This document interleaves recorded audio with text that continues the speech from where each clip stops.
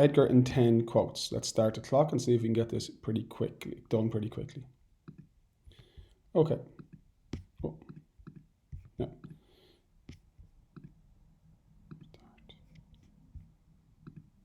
There we go.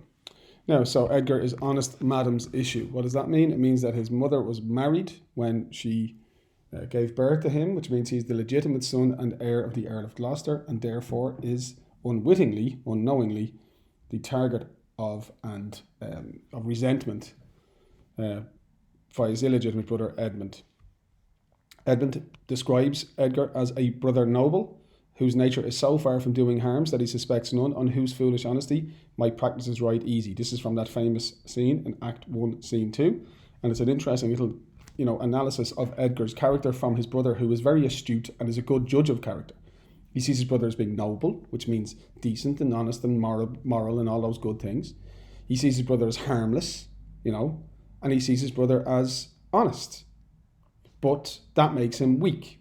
So at the beginning of the play, Edgar is a dupe, D-U-P-E. He is weak and malleable, M-A-L-L-E-A-B-L-E, which means easy to manipulate. And there's nothing really heroic about Edgar at the beginning of the play. He is a kind of weak, foppish character.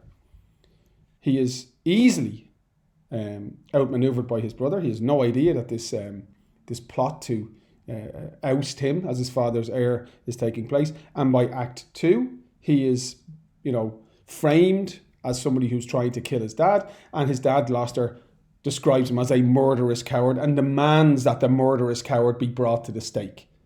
So Edgar is a victim of injustice in this play. There's a lot of injustice in this play, and Edgar is a victim of that. He's a victim of an abusive father. There's a lot of people in this play who are the victims of the abuse of power, and there is no doubt that Gloucester's impetuous and rash decision to banish Edgar is a terrible thing, and Edgar has to suffer as a result of his father's willingness to condemn him without any evidence. Edgar is a survivor, and by Act 2, he has decided that he is going to become this is by Act 3, he's decided that he is going to become Poor Tom. He looks around and he says the only way to survive is to take the basest and most poorest shape that ever penury and contempt of man brought nearest to beast. My face I'll grime with filth. So he's a survivor. There's something admirable in his willingness to do what it takes to survive. So base means lowly. Base est is the superlative form, so that means the lowest and the poorest shape. Penury is poverty. He's going to live like the lowest beggar lives. He is a man who has been raised in privilege, in wealth. He's a man who has known great power, but he chooses, in order to survive, to become this beggar. And this is one of those great transformations that we see in the play. We see people in the play all the time pretending to be things they're not. Edmund pretends to be loyal. Kent pretends to be pious. Lear seems to be wise when he's not. Goneril and Regan pretend to be loyal. There's so many people in the play that fake who they really are. But what the interesting thing about Edgar is, at the beginning, when he adopts that disguise, it's purely an expedient born out of a need to survive. He's a sensitive man. He's aware of the fact that there are lots of poor people in the country, and that's why he goes and pretends to be Poor Tom. He references the Bedlam beggar. So Bedlam is that hospital in London. That's a polite name for it. It's an asylum for people who were regarded as being crazy or mad. And he describes how the country, you go around the country, you see these people all over the country who with roaring voices strike in their numbed and mortified bare arms, pins, wooden pricks, nails, sprigs of rosemary. That's one of the most important quotes to show Lear's failure as king.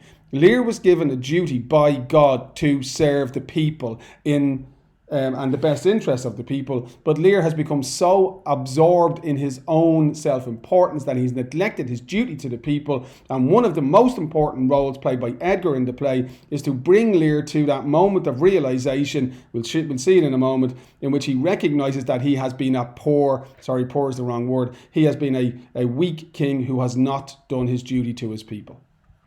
That process, when Lear comes into contact with Edgar in Act 3, is very evident when he describes Edgar as unaccommodated man. He sees him, as this homeless guy out living in this hovel on the heath. But Lear has this moment of insight in his madness when he says, unaccommodated man is no more but such a poor, bare, forked animal as thou art. Now, it's a wonderful description of Edgar. Poor and bare, we understand what that means. Forked describes the fact that by this stage in the play, he's emaciated. If he's going to be a beggar, clearly a time lapse happens in the play between him running away from, his father's, anger, and then him encountering Lear on the heath. Enough time, maybe a couple of weeks, for him to become emaciated. So Lear looks at him and he sees in him his own suffering. When he says unaccommodated, he's talking... That phrase has a double meaning. It means obviously homeless, but obviously it means for Lear a man who has nowhere to call home, somewhere where he doesn't belong. And this is a moment of insight where Lear realises that no matter who he is, if he doesn't have family, he might as well be a beggar. Lear, one of the most important quotes in the play, is spoken by Lear, and it is spoken by Lear in response to his interaction with Edgar as poor Tom, and that's for me anyway, Edgar's really crucial role in the play, other than the way he helps the resolution at the end. So when Lear sees Edgar, he says, "Oh, I have taken too little care of this," and this is, I think, probably the most important quote spoken by Lear in terms of the transformation in the play. "Take physic pomp, expose thyself to feel what wretches feel." What does it mean? It means he has been pompous, which means arrogant and self-important and vain and hubristic, and medicine is the physic. And he says, if you are vain and arrogant and lost in your own self-importance, just go out and look at the poor and you'll cop on and you'll realise how lucky you are. And that's a crucial moment of insight for Lear, where he stops feeling sorry for himself in the play. Edgar is a decent, fundamentally noble man who works in the play as a foil to his brother Edmund. Edmund is entirely selfish. Edgar is selfless. So despite the fact his father has banished him and caused him to suffer in the way he has, when he sees his father in Act 4, after being blinded and tortured by Cornwall and Regan, he doesn't feel any sense of natural justice or any sense of resentment. He just feels empathy and sympathy. And he says, "How light and portable my pain seems now, when that which makes me bend makes the king bow, he child as I fathered." And that's the moment he sees Lear broken, and he sees his own father suffering, and he doesn't feel anger, he feels empathy. So he's a decent, noble, honourable man. As I mentioned, one of the most important parts of Edgar's role in the play, besides him being a symbol of honesty and decency, besides his role in Lear's transformation, besides shining a light onto the society, the cultural context, the background to the play, besides being a foil to his brother Edmund, is the part he plays in the resolution. So it's him who kills Oswald when Oswald tries to kill his father. It's him who finds those letters, and he says, when he reads the letters, he finds a plot upon her virtuous husband's life. That's Goneril plotting to kill Albany with Edmund. And he exchanged my brother, so she's intending to marry Edmund. In the mature time, he says, "I'm going to, with this ungracious paper, strike the sight of the death-practiced Duke." So what's he going to do? He says, he's decisive, he's intelligent, he knows what to do when opportunity strikes. He says, "I'm going to bring this paper, this letter, and I'm going to give it to the man against whom they're plotting. That's Albany, so that Albany will know what's going on." And of course, that's crucial to the way the play ends. At the end of the play, Edgar, again, very important. His appearance in Act 5 to duel with Edmund gives the final scene a kind of a dramatic twist that's unexpected.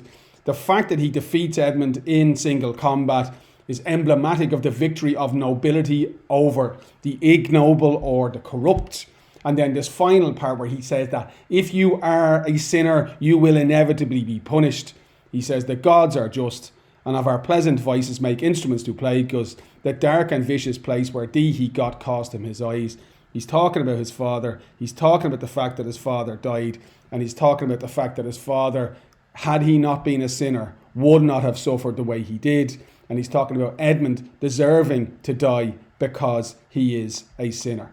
And Edgar begins the play as a weak, malleable fop, and he ends the play as a strong, decisive, powerful, noble figure who, of course, will go on to become the king, restoring the natural order.